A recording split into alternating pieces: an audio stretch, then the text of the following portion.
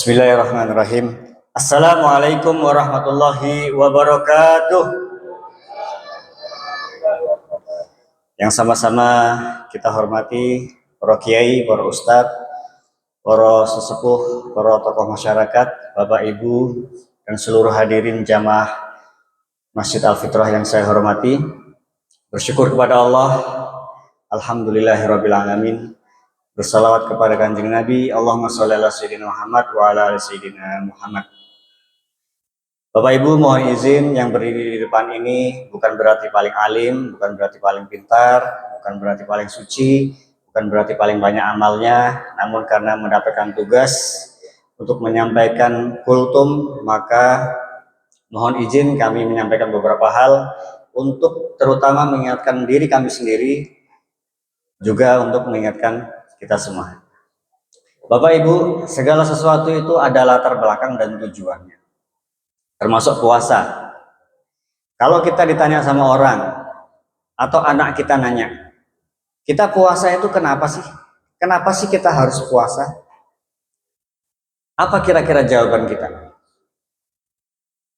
Mungkin ada yang menjawab, supaya kita sehat. Puasa supaya kita sehat. Yang kedua, supaya kita bisa berlatih mengendalikan hawa nafsu. Mungkin juga ada jawaban, supaya kita memiliki kepekaan sosial.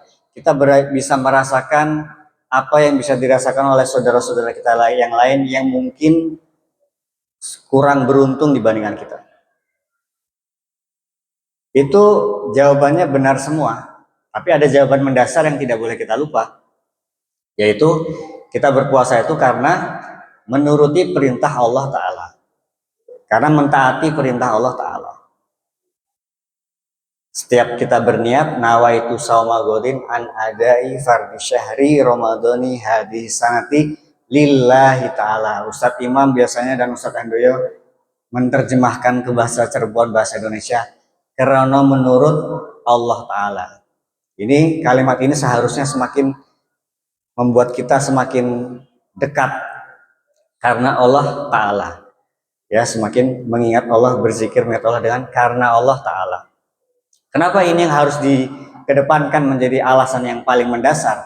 Kalau jawabannya puasa itu supaya sehat, nanti ada para atlet, para orang yang suka ke gym, yang sudah sehat, nanti jawabnya, saya sudah sehat, berarti saya nggak perlu puasa. Atau ada yang menjawab juga, saya ini orang yang sudah sabar, udah paling sabar di kampung ini, berarti nggak perlulah saya ini melatih mengendalikan hawa nafsu itu, karena saya udah sabar, udah baik saya ini orang ini.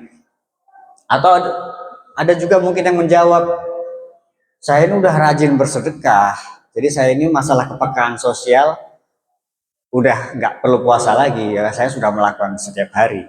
Nah, jadi alasan mendasar kita puasa sekali lagi karena menuruti perintah Allah Ta'ala. Itu latar belakangnya. Kemudian ada tujuannya. Bapak Ibu, ada satu ayat yang sering diulang-ulang di bulan puasa ini, Al-Baqarah ayat 183. Kita semua mungkin sudah hafal. A'udzubillahi minasyaitonirrajim. Bismillahirrahmanirrahim. Ya ayyuhalladzina amanu kutiba alaikumusiyam kama kutiba alal ladzina min qablikum la'allakum tattaqun. Wahai orang-orang beriman, telah ditetapkan kepada kalian untuk berpuasa sebagaimana sudah ditetapkan bagi orang-orang sebelum kalian. Kalimat terakhir ini yang penting, la'allakum tattaqun, agar kalian bertakwa. Ini kata-kata kuncinya. Berarti Bapak Ibu, kita memasuki bulan Ramadan, ujung-ujungnya itu adalah kita harus semakin bertakwa. La'allakum tattaqun. Takwa ini kita sering dengar, tapi kadang-kadang mungkin tidak terlalu memperhatikan, karena kata-katanya abstrak. Takwa, bahasa Arab. Saking pentingnya takwa ini Bapak Ibu, kita setiap hari Jumat, kaum laki-laki itu dikumpulkan di masjid, disuruh Jumatan, khotibnya nanti bilang, bertakwalah kalian, ittaqullah. Ya, bahkan wasiat takwa ini jadi satu rukun khutbah. Kalau nggak kita menyampaikan wasiat takwa, itu Jumatannya nggak sah. Takwa sama nih, la'allakum tatakun. Yang satu lagi apa namanya, ittaqullah, kita disuruh berwasiat takwa. Berarti takwa ini menjadi sangat penting untuk kita ingat-ingat selalu.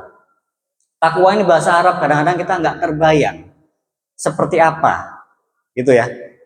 Nah, para ulama menyebutkan ciri-ciri orang yang bertakwa, orang-orang yang sudah melalui la'allakum tatakun ini, setelah nanti lebaran itu ada 3 ciri-cirinya minimal. Yang pertama, taat. Dia semakin taat. Orang yang bertakwa, ciri-ciri yang pertama, dia akan semakin taat. Setelah melewati Ramadan, dia akan semakin taat. Yang kedua, dia akan semakin takut kepada Allah, semakin ingat. Kalau mau berbuat dosa, semakin takut. Mau berbuat salah, semakin takut. Dua ini kadang-kadang kita sederhanakan kalau pelajaran di sekolah. Apa itu takwa? Melaksanakan apa yang diperintahkan, menghindari apa yang dilarang. Ini dua. Ada lagi yang ketiga, yaitu bertambah lagi amal solehnya, amal pahalanya. Jadi setelah melewati Ramadan, selain bertambah taatnya, kemudian bertambah takutnya, kemudian bertambah semangatnya dalam menambah pahala, dalam menambah amal-amal soleh. Ada satu hadis tentang puasa, man soma Ramadan ghufira lahu ma taqaddama min dzanbihi. Siapa yang puasa di bulan Ramadan akan dihapus dosa-dosanya yang sebelumnya. Ya, man soma Ramadan ma taqaddama min dzanbihi, apa tadi? Ghufira lahu ma taqaddama min dzanbihi. Itu ya. Oh, ada yang kurang, maaf. Man soma Ramadan imanan wahtisaban ghufira lahu ma taqaddama min dzanbihi. Barang siapa yang berpuasa Ramadan karena iman dan karena ihtisaban. Ihtisaban itu kata-katanya dari kata hisab, hitung-hitungan.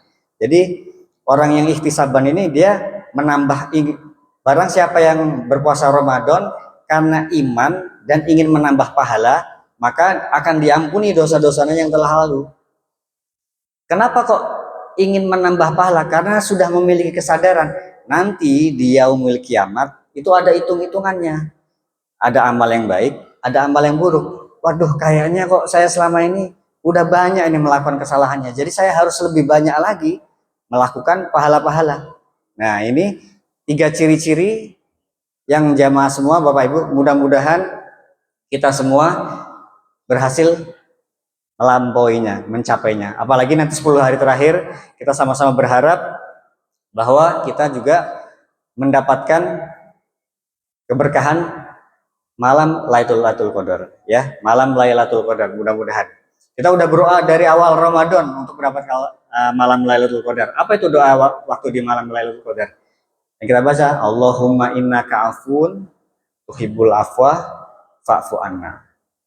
Itu doanya, itu udah kita baca dari awal Ramadan. Mudah-mudahan Bapak Ibu kita semua bisa mengambil berkah dari Ramadan ini, dan kita semua memiliki ciri-ciri tadi yang sudah disebutkan, semakin taat, semakin takut, dan semakin ingin menambah amal pahala.